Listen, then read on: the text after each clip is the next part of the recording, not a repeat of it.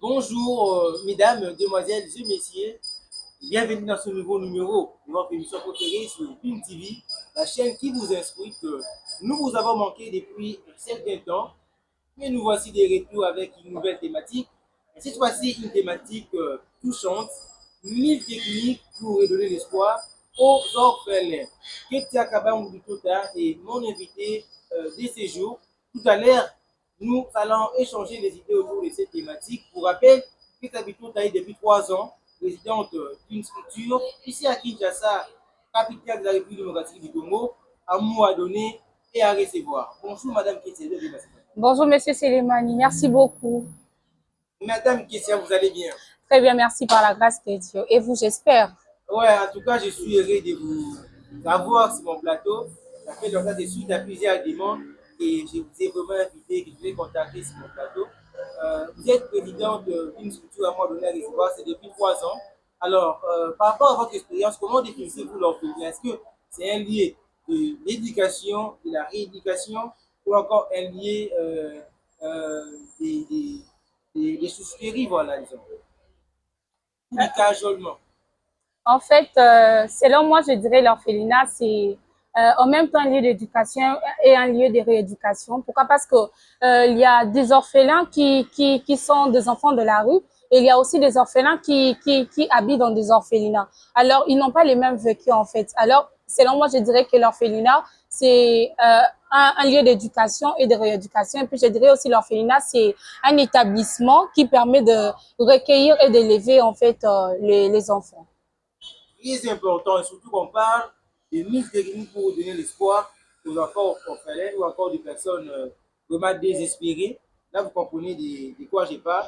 Alors, nous allons arriver, mais avant d'atterrir sur notre thématique, vraiment avant de parler de notre sujet ce matin. Alors, parlez-nous un peu d'où vous avez venu cette idée de créer une structure, c'était comment? Est-ce que c'est par sentiment? Tu as été poussé par des gens, par tes parents? Ou... Voilà.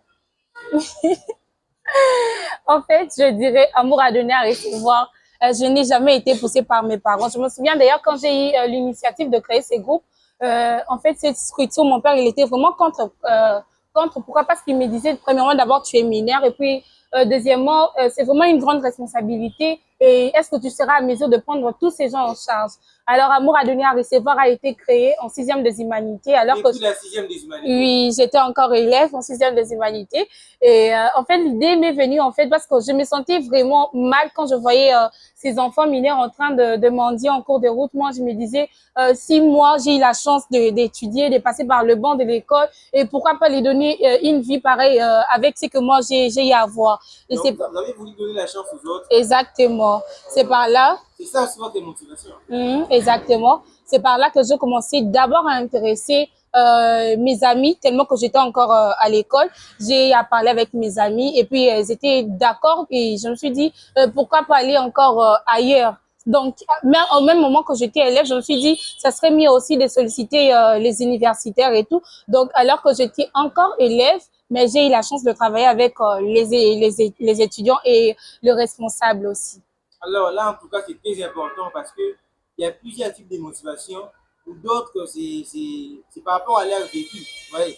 Donc, on peut passer l'enfance vraiment douloureux et c'est comme ça, ils n'ont pas voulu forcément c'est la même chose aux autres. Là, c'est très important. Alors, comme vous le savez, ici en RDC, nous comptons plusieurs structures en ce moment que nous parlons, plusieurs associations. En tout cas, c'est quoi l'intérêt d'avoir une structure? Moi, d'abord, je dirais, je n'ai pas créé Amour à donner à recevoir pour avoir quelque chose à gagner, en fait. Et la motivation, en fait, c'était pour ne rien s'entendre à quelque chose. Exactement ça. Alors, je dirais aussi, Amour à donner à recevoir a été... Et en fait, nous avons décidé d'avoir une structure, je ne sais pas pour les autres, mais pour nous, en fait, c'était pour répondre aux besoins de vulnérables, en fait. C'est seulement ça.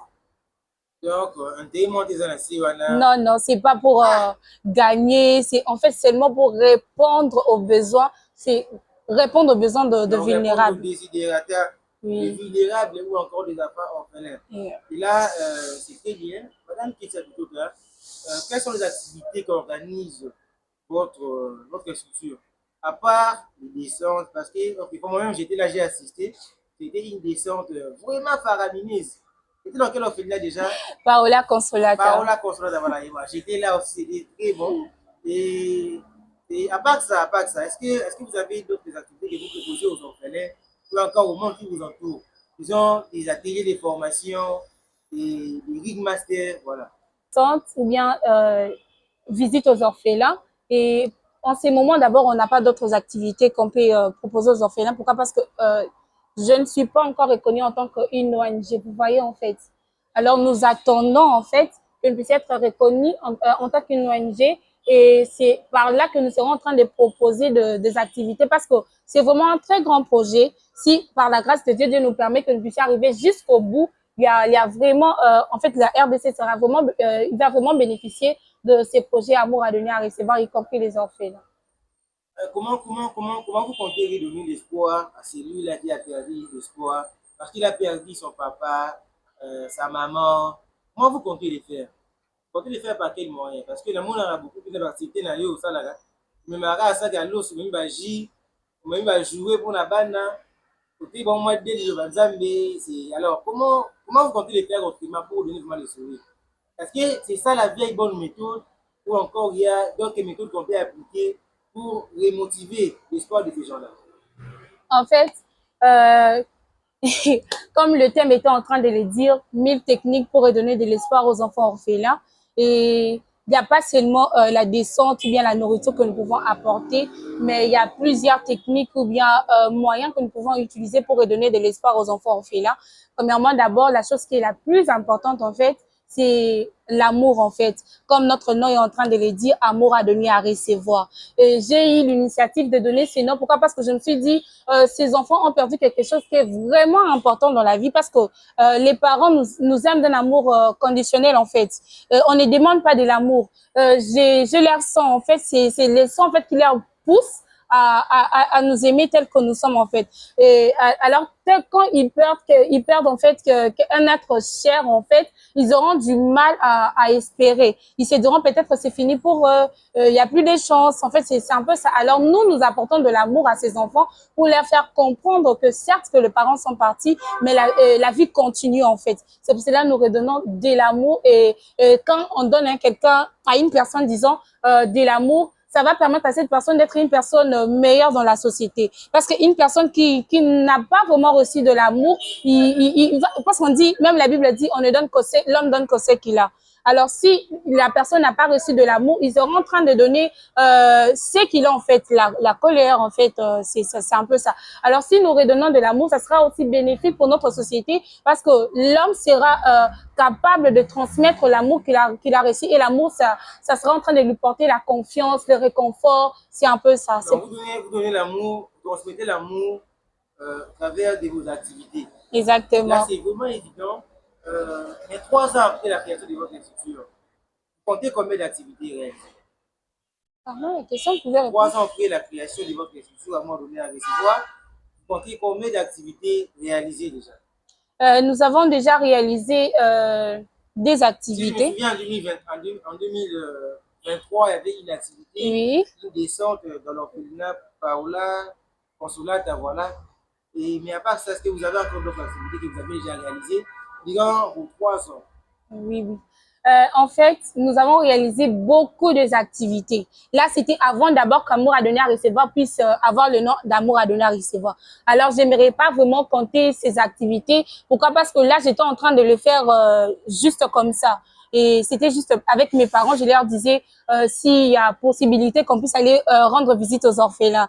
Et j'ai remercié aussi ma maman plutôt parce que c'est quelque chose que j'ai hérité de ma mère. Elle a vraiment cette habitude de partager. Alors souvent c'était pendant les vacances, on avait l'habitude d'aller rendre visite aux orphelins. Et c'est par là aussi que je me suis dit de créer Amour à donner à recevoir. Alors depuis que nous avons créé Amour à donner à recevoir, nous avons pu réaliser que 3 activités. 3 activités. Oui. Non, Non, non, dans plusieurs orphelinats. Et l'année passée, c'était dans Paola Consolata. Et puis l'autre année, c'était main de compassion, si je ne me trompe pas. Et puis dans l'autre orphelinat, c'était à Selemba où je vais même oublier le nom. ok, Ok, 3 ans, c'est un peu beaucoup, s'il faut le dire. Mais est-ce que aujourd'hui, Madame Ketia Kabam, vous pouvez regarder la caméra et dire qu'elle a déjà des partenaires, des personnes qui vous financent dans chaque activité? On vous écoute.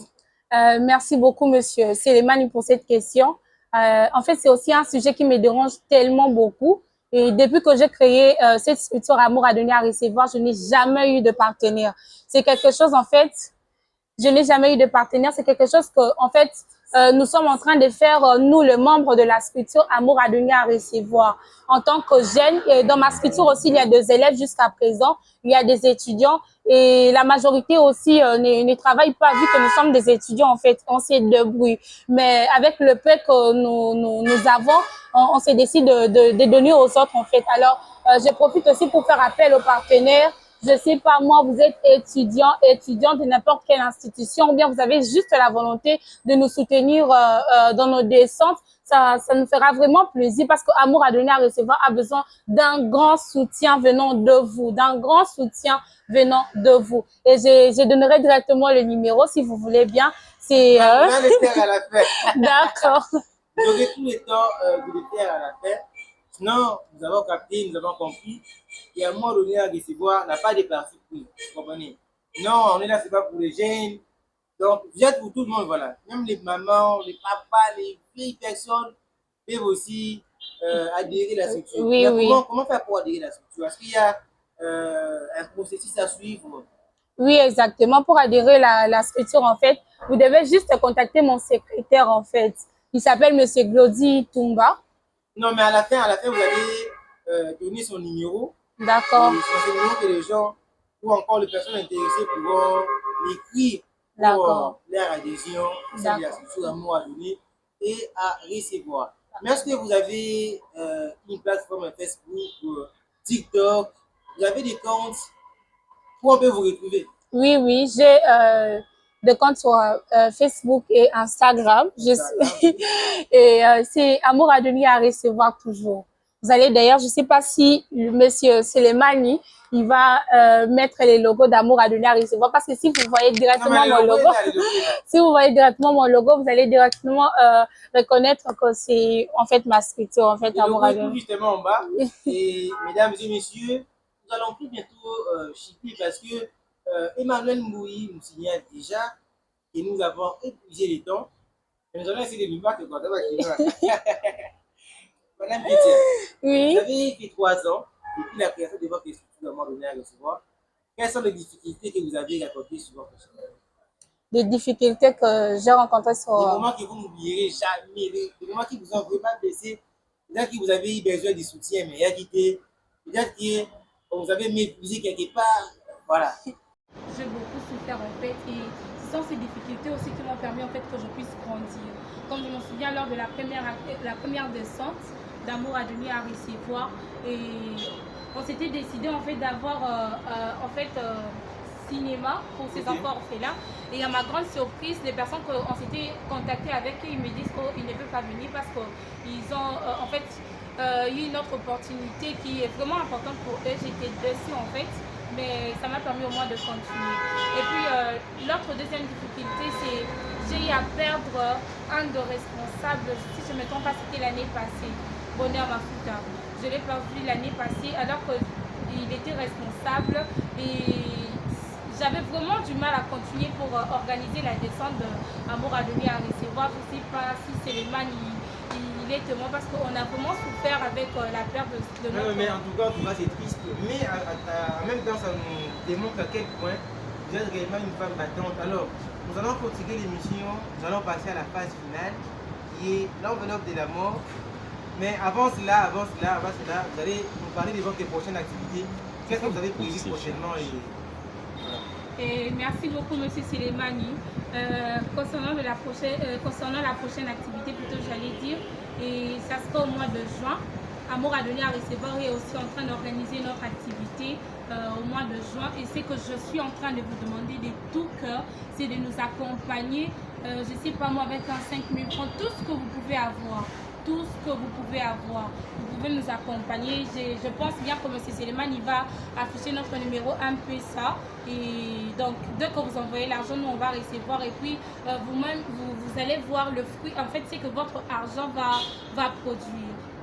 Ok, mais tout le monde peut participer aussi. Exactement, vous pouvez participer. Donc, il n'est pas seulement envoyer l'argent, mais aussi participer. Oui, donc. vous allez voir l'affiche à travers M. Seleman. Je vais lui envoyer l'affiche. D'accord, c'est très bien. Je crois bien que jour où nous avons activité, vous allez encore répéter sur notre plateau et nous allons échanger. Alors actuellement, nous allons passer à la phase finale qui est l'enveloppe de l'amour. Vous allez devoir ouvrir cette enveloppe et me donner les bouts de papier qui seront à l'intérieur. Là, c'est une phase finale. Monsieur Seleman, il ne me tuez pas ici. Oh. Finale. D'accord. Remettez-moi les bouts de papier. Un bout de papier, je vous remets. Mais je sais que vous êtes une sœur en Christ, une sœur de la GDI, donc vous n'avez pas assez peur de la question. Ah là là. Madame Ketia Bitota, 3 ans, vous nous suivez, soyez attentifs.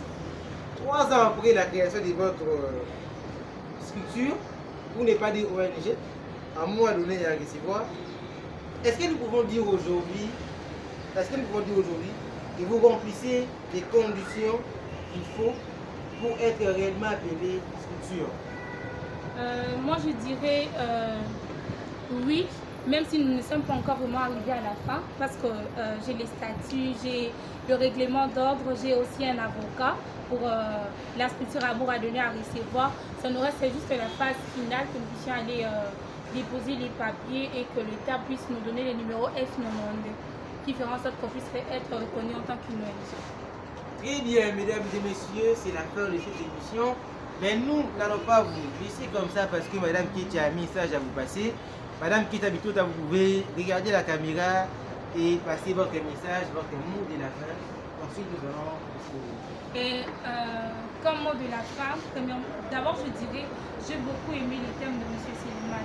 1000 techniques pour redonner de l'espoir aux enfants orphelins.